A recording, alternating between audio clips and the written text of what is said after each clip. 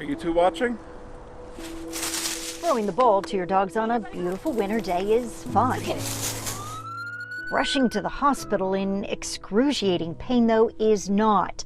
It just felt like a knife in my side, like a flaming hot knife. Try this one here just now. And trying to make heads or tails of your bill when it's all over? Well, My jaw dropped to the floor. Michelle Slaughter has a chronic condition. How's it pronounced? Diverticulitis. That means her food can get trapped. Something as simple as a seed can cause a serious infection that tears a hole in her digestive tract.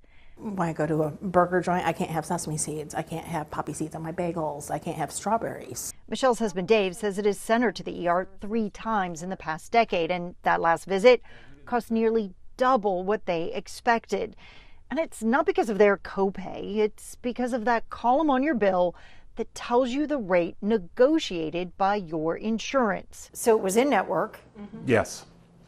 Your health insurance had not changed. It's the same company Same company. through the same employer. Yes, So the only thing that changed was the location you went to for treatment. Yeah. that's correct. The Reveal studied her last 2 hospital visits, and the first thing we noticed were wildly different costs. But the gap got even bigger when we saw what the insurance company agreed was a fair price. For example, that CT scan. In this case, Cigna allowed Hospital A to get reimbursed $740, but close to $3,000 at Hospital B for the same service. And when we added up all of those higher negotiated rates, the difference was more than $3,700. And it was the Slaughters that had to pay the bulk of that bill. We stay in network, we do what we're supposed to do, and they pull stuff like this. Cigna declined to talk on camera or answer any of our questions regarding their rates. They did send a statement expressing their commitment to high-quality, affordable health care and encourage customers to reach out with questions. So the Slaughters did. They said it is what it is. You just have to pay it.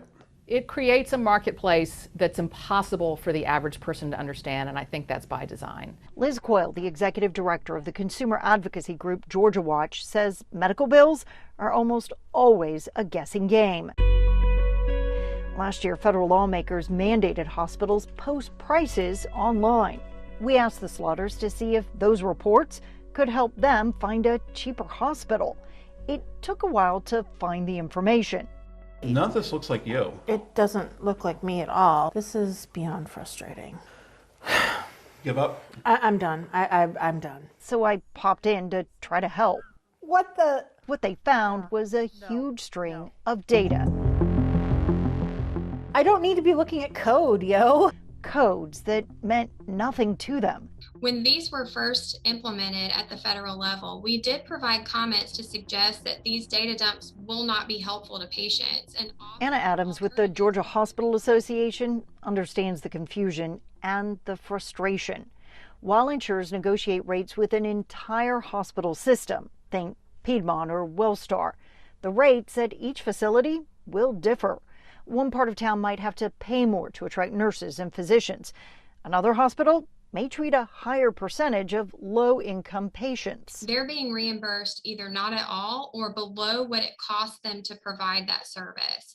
And so it would be in an insurance company's best interest in that scenario to negotiate really good rates with the hospital to make sure that the hospital remains financially viable and can stay in that community. Georgia is in the process of creating what's called an all-payer claims database. That's a real win for Georgia. Georgia is ahead of the curve. In theory, every medical bill will get dumped into that database for the state to study.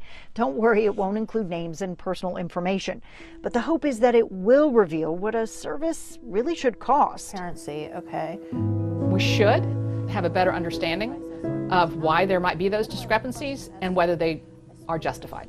But it won't be until the end of next year before that database is up and running. That's why Coyle encourages everyone to fight their bills when they don't seem right. Challenge and question. And pray every dog has its day.